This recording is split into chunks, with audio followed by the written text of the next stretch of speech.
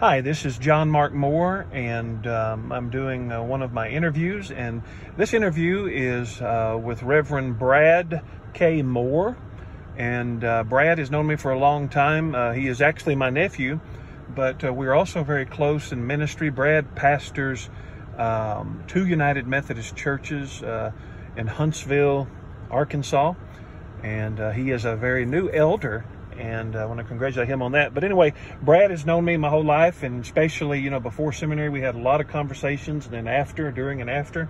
So Brad, welcome. Thank you. It's great to be able to participate in this. And Dr. Davis, you may know Brad. You may remember him. Hello, Dr. Davis. He was at seminary about 3 years ago. Yes. 2016 is when I graduated. Graduated 2016. You may know Brad. Davis, one of my favorite professors. He's sucking up now. Hope you're doing well, Dr. Davis. Okay, we had to do this in the car with our schedules the way they were, so we're meeting real quick. And here's the question. Number one, Brad, how do you think seminary has affected my development or spiritual growth? Well, I think over the last few years as John has been in seminary, I have seen him grow in many ways.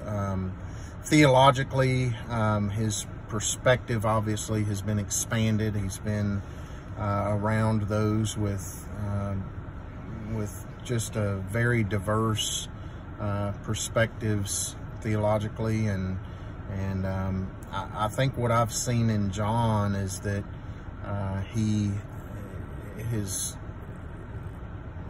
theology has really broadened. He has become more grounded in what he believes. It's been fun to watch him wrestle with theology and his position on different issues, and I know he's grown through that process. Right. So good. Thank you, Brad. The second question has to do with this. How have you seen God affirm my calling? So if you noticed anything about me or what I've done that's shown God is affirming my calling. What I've seen, what I've really noticed over the last few years as you've been in seminary is that it appears that you're more comfortable with who you are, and that you know that you've been called by God, and so, one of the things our bishop always says is remember your calling. When things get tough, remember your calling. And we all know ministry can be challenging, and there are times when we may be serving an appointment or a church, and things aren't that easy, and we know that in those times especially we begin to question our calling. And I think what I've seen in John is his confidence grow. He knows who he is. He's been able to kind of grow and develop, and I think seminary's been a very important tool in nurturing that growth, and it's been a very formative experience for him, and I've seen that. I've seen the fruit of that just in his confidence and the way he presents himself and who he is and what he believes. Okay, good. Number three, what do you believe are my greatest strengths? Maybe there's one, two, I don't know, but what strengths do you see are my greatest or my greatest attribute in ministry?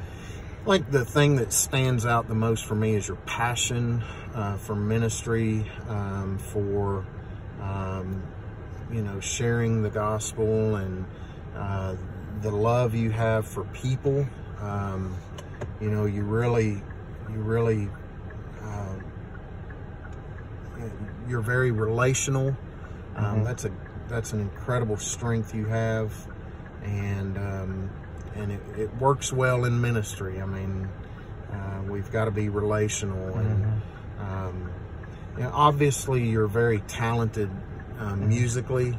You've got gifts musically. You just got a wide array of gifts, spiritual gifts. And those are all your strengths, and I've seen those develop too in the time that you've been in seminary. Thank you, Brad. What are some areas you would recommend, or an area for me to focus on in order to be better prepared for ministry? I think the most important thing, what I would say is, and that's a question that we all need to wrestle with. I mean, you've been doing ministry for so long, you've been a pastor for so many years, and so for ordained ministry and entering this itinerant system, which really you've had a taste of too. I mean, you've traveled and moved, and so you know all that. But what I would say that you should really focus on, one of the things that I've really tried to focus on, and one of the things I've learned in my time in ministry, is the importance of working with laity. You know, considering laity partners in ministry, valuing our laity and the role they play in leading the church. We can't do this alone, and so I think the more we are able to share the burdens of ministry and trust people, I think the stronger we will be as pastors. And I think the laity respect that, and they want that. They want to be partners in ministry.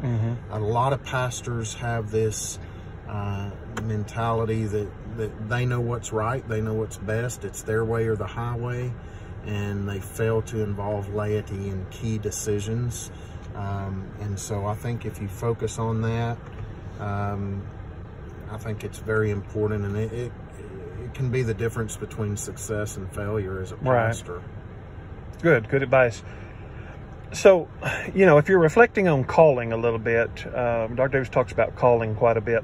What is one word of advice that you think you could give me to help my calling, my particular calling? Is there just one word or one phrase or something that you would say, John, do this? Or I don't think I can narrow it down to one word or phrase, but I go back to that statement that the bishop has made over and over again, that reminder to remember your call, to remember that God has called you, and to be flexible, to be open to the Holy Spirit, to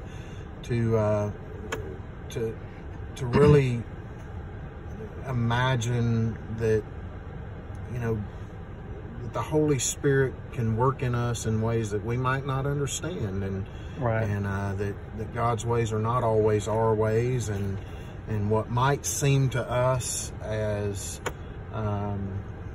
something that's insignificant as far as ministry might in fact be a difference maker.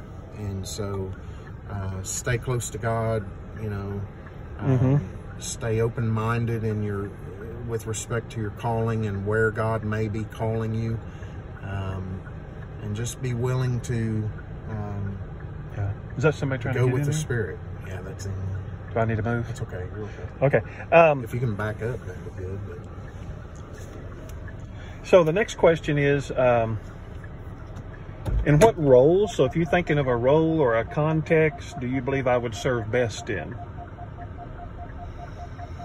Well, with your gifts for ministry, you know, and the way you are relational with people, I think you would fit in any ministry context. I mean, you know, I think it's one of the gifts you have is that you are able to relate to all people, and you have that personality, and you have Appreciate that. the ability to care for people. You have that deep concern for all people. And so I don't really think there's one particular context that you would do better in than another. Just to be frank, I mean, I think you've got the gifts and the heart to minister in any different context. Right. Okay. And then number 7, what is your hope or prayer for me in this season? You know, this is a crazy season we're in with the pandemic, and for us United Methodists, it's appointment next season, and we're finding out where we are moving, if we are moving. You know, with all the chaos that's going on all around us, I think my prayer is that you would be able to finish seminary strong, and after all that hard work and you know, trying to finish seminary, that you would be able to find some rest, some Sabbath, that you would make time for Sabbath, and really take care of yourself. You know, it's easy to get caught up in all the busyness going on around us, especially as pastors in appointment season, and the nerves, the anxiety about where I'm going to go, where are they going to send me. You know, so I think my prayer for you is that you would, in the midst of all that, one, you would remember your calling and why you're doing what you're doing, and that God has called you and given you the gifts that you need, and equipped you for the work that you've been called to do, and that you would find rest in that, but also physical, mental, and spiritual rest in this season. Good advice. Thank you. Last question, Brad. Is there anything I did not ask you that you want to share about me and my ministry, or anything, just kind of to take it home? Anything? Well, overall, I mean, I've always admired you and your gifts for ministry and the way you're able to build churches. You've got an incredible gift for building churches. I mean, I've watched you over the years, and it seems that every church you've been appointed to has grown numerically, and I know they've grown as disciples too. And so I would just add that. You know, I don't think there's anything further that I would need to, you know, that I would recommend be asked, but that's one of those things that really needs to be brought out, and that says a lot about how relational you are and the leader you are, and you know, it's just really admirable that I think it's a quality that, I mean, it's a gift. It really is a gift. It's truly a gift that you're able to go in and build churches and to get people excited about church and living as disciples. So I'm gonna owe you a big dinner after this. Another one, yeah. Yeah. Well, Brad, I appreciate you helping me with this project, and thank you for your sincereness and your words, your kind words. And there we go, Dr. Davis. Here's Brad Moore, and I appreciate him doing this very much. And we'll get this turned in and our paper written. And Dr. Davis, I love you, man. I miss you. You were one of my favorite professors. I pray you're doing well. God bless you, brother. All right. Thank you, Brad.